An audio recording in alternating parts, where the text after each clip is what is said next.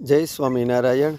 તારીખ 20/9/2025 ભાદરવાવદ 14 શનિવાર. કાઠિયાવાડમાં સંવંત 1869માં દુષ્કાળ પડ્યો હતો. એ 69 દુષ્કાળમાં ભક્તવત્સલ શ્રીહરિ સંતોના મંડળને જ્યાં દેશકાળ કંઈક ઠીક હતા એવા વિસ્તારમાં વિચરણમાં મોકલતા. મુક્તાનંદ સ્વામી સાથે 200 જેટલા સંતો સુરત તરફ ગયા.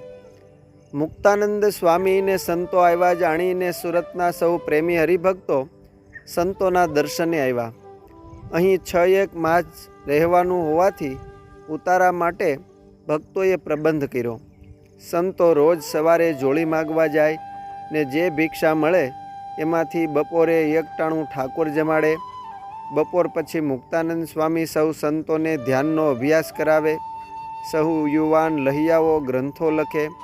મુમુક્ષુ હરિભક્તોને શ્રીહરિના મહિમાની વાતો કરે વગેરે વિવિધ પ્રવૃત્તિઓ ચાલે. અહીં જે મકાનમાં સંતો ઉતરેલા તેની સામે થોડે દૂર એક મકાનના થાંભલે એક નીલ વાંદરું બાંધેલું. તે ભારે ચંચળ, ઘડી વાર પણ સ્થિર ન બેસે. થાંભલે ચડ ઉતર કર્યા જ કરે. કોઈ સંતોની દ્રષ્ટિ એ નીલ વાંદરા તરફ તણાઈ જાય. મુક્ત મુનિ સંતોને ઇન્દ્રિયોના નિગ્રહની વાતો કરે, પણ પેલું વાનરું અવનવી ચેષ્ટાઓ કરે એટલે કોઈ સંતોના મનનું માકડું એમાં લીન થઈ જાય.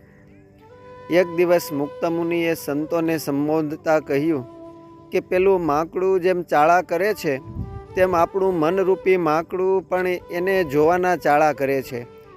એ માકડા સામે જેની દ્રષ્ટિ ગઈ ન હોય એવા કોઈ આમાં હશે ખરા? 200 સંતોમાંથી કોઈ પણ કશું બોલ્યા નહીં. એટલે મુક્ત મુનિએ છેલ્લે બેઠેલા ગુણાતીતાનંદ સ્વામીને પૂછ્યું કે સાધુરામ, તમારી દ્રષ્ટિ એ વાંદરામાં તણાઈ છે? ના સ્વામી, મહારાજને આપ જેવા સંતની કૃપાથી મેં દ્રષ્ટિનો સંયમ જાળવી રાખ્યો છે. ગુણાતીતાનંદ સ્વામીએ નમ્ર ભાવે કહ્યું. મુક્તાનંદ સ્વામીએ એમને ધન્યવાદ આપ્યા. બીજા સંતોએ પણ એમાં સાક્ષી પુરાવતા કહ્યું કે એમની દ્રષ્ટિ ઘણી નિયમમાં છે. ગુણાતીતાનંદ સ્વામી જોળી માગવા જતા ત્યારે પણ નાસિકાગ્ર દ્રષ્ટિ રાખતા. આજુબાજુ ક્યાંય દેખાય નહીં. મહારાજની મૂર્તિમાં મનને અખંડ જોડી રાખતા. મહારાજની આજ્ઞાથી સાધુ થયા કેળે શરૂઆતના થોડા વર્ષ ગુણાતીતાનંદ સ્વામી બ્રહ્માનંદ સ્વામીના મંડળમાં રહેલા. બ્રહ્મમુનિની અનેરી સમજણ, સત્સંગની મર્યાદા જાળવવાનું તાન, નિર્માનીપણું વગેરે અનેક ગુણો સ્વામીના હૈયામાં વસી ગયા હતા. એમના ઘણાય કીર્તનોને કંઠસ્થ કરેલા, પરંતુ એક મૂંઝવણ રહ્યા કરતી. બ્રહ્માનંદ સ્વામી બહુ જબરા કવિ, સત્સંગમાં એમનું માન પણ મોટું, એટલે જ્યાં જાય ત્યાં ફળ ફૂલ ને ભારે ભારે પદાર્થ ભક્તજનો અર્પણ કરે. કવિરાજ જબરા નિસ્પૃહી, પોતે કશું રાખે નહીં, એટલે મંડળના સંતોને એની વ્યવસ્થા કરવી પડે. ગુણાતીતાનંદ સ્વામીને મનમાં થયા કરે કે મારે જુવાન વર્ષમાં ભારે પદાર્થનો યોગ એ ઠીક નહીં, વળી બીજા સંતોથી જુદા પડી જવું એ પણ ઠીક નહીં. એટલે જ્યારે ફરીથી સંતોના મંડળ બંધાણા એટલે ગુણાતીતાનંદ સ્વામી ભાયાત્માનંદ સ્વામીના મંડળમાં ભળી ગયા. ભાયાત્માનંદ સ્વામી વયે વૃદ્ધ હોવાથી એમની તબિયત નાંદુરસ્ત રહેતી. વળી એ શ્રીહરિના સર્વોચ્ચ આજ્ઞાંકિત ને વચન મૂર્તિ હતા, એટલે નાની મોટી આજ્ઞાનું પોતે બહુ અનુસંધાન રાખતા. એટલું જ નહીં, ભેળાઓએ એમને પણ સાવધાન રહેવું પડે. એમની ટોકણી થોડી આકરી.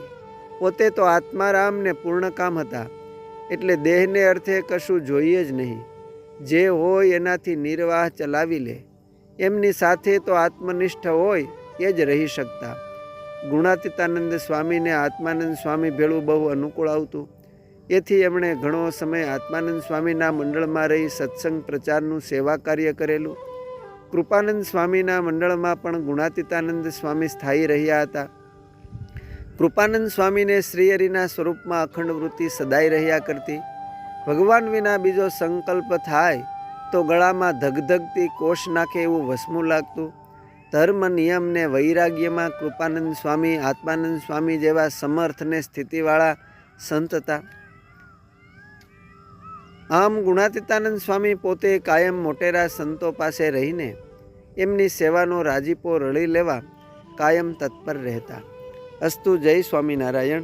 સત્સંગ સાગરના મોતીમાંથી